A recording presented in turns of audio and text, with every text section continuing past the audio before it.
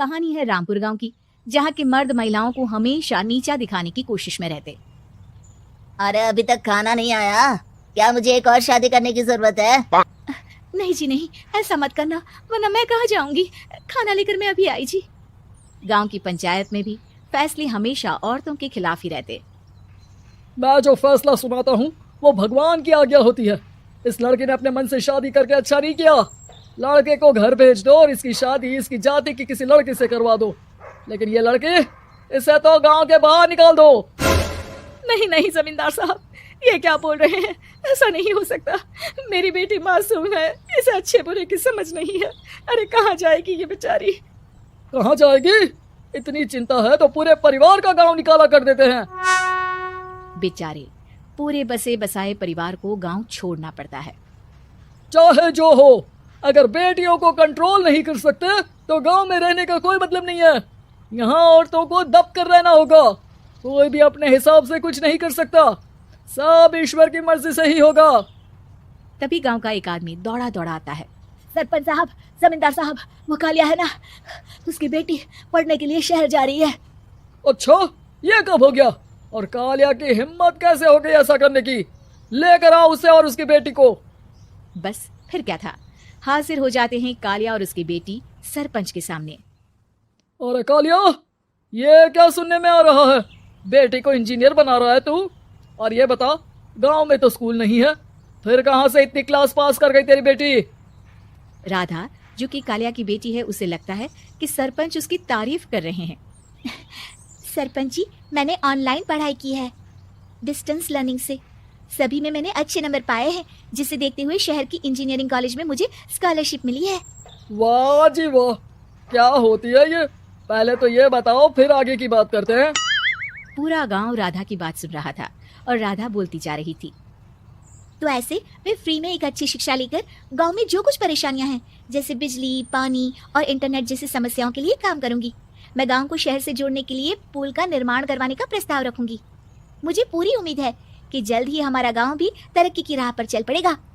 राधा की बात सुनकर सारे गांव वाले ताली बजाने लगते हैं। सरपंच को समझ नहीं आता कि वो क्या करे। चुप रह नादान लड़की, गांव के खिलाफ जाने के लिए तुझे गांव से बेदखल कर दिया जाएगा, वो भी पूरे परिवार के साथ। और हाँ, अगर ठीक से गांव में रहना चाहती है तो ये पढ़ाई लिखाई छोड़ दे। हम तेरे लिए गांव का कोई होनहार लड़का देखेंगे। तभी गांव का एक आदमी बोल पड़ता है। अरे नहीं नहीं सरपंच जी, राधा बिटिया जो बता रही है, अगर वैसा हो जाए तो हम लोगों को पैसा कमाने के लिए बाहर नहीं जाना पड़ेगा। हाँ जी, और ना ही कोसों दूर पानी के लिए भटकना पड़ेगा।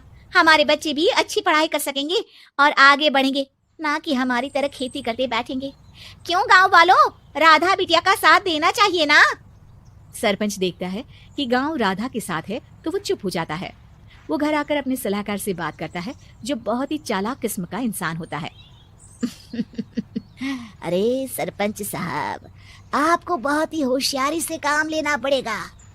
एक बार गांव तरक्की कर गया, यहाँ के बालक पढ़ लिए तो कोई ना पूछेगा आपको। और फिर ये जो बेटा और बेटी है ना आपके, इनको भी आम लोगों की तरह ही जीवन जीना होगा।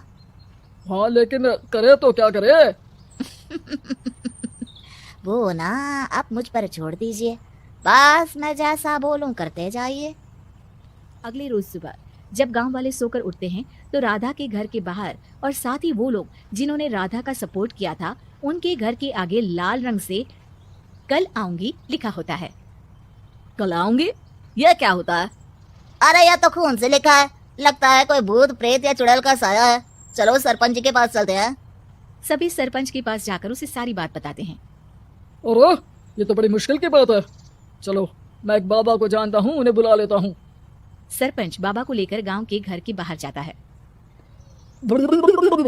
ओहो, तो ये वो चुड़ैल है जो उन लोगों को निशाना बनाते हैं जो गांव को बदलने का सपना देखते हैं।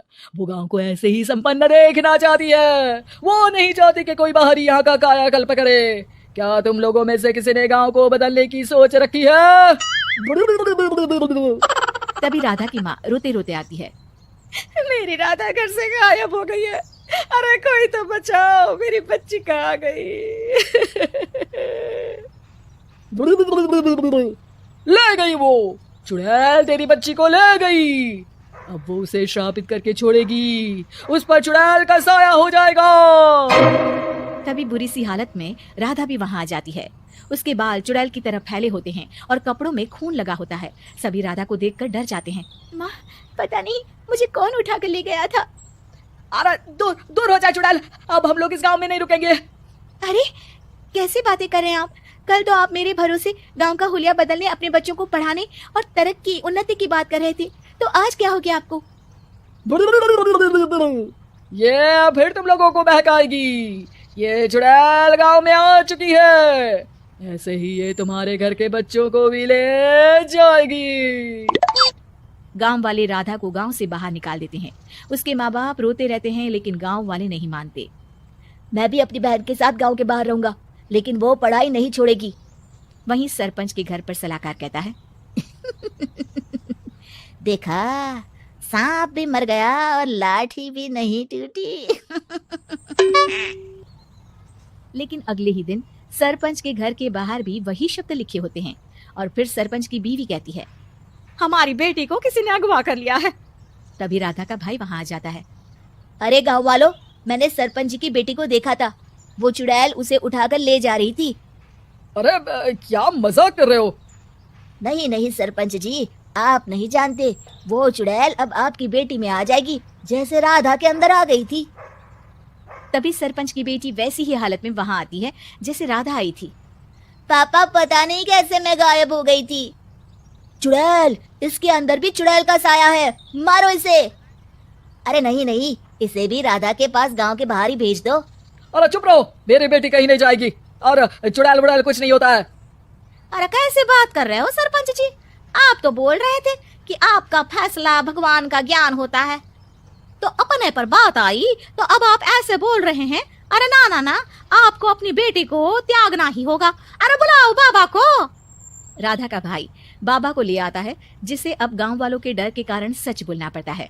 मैं कोई बाबा नहीं हूँ, मैं तो मोची था। ये सलाहकार महोदय ने मुझे कहा था एक्टिंग करने को, अब वो मुझे पैसे देने वाले हैं। अब मुझे माफ कर दो। गलती हो गई, मुझे माफ कर दो।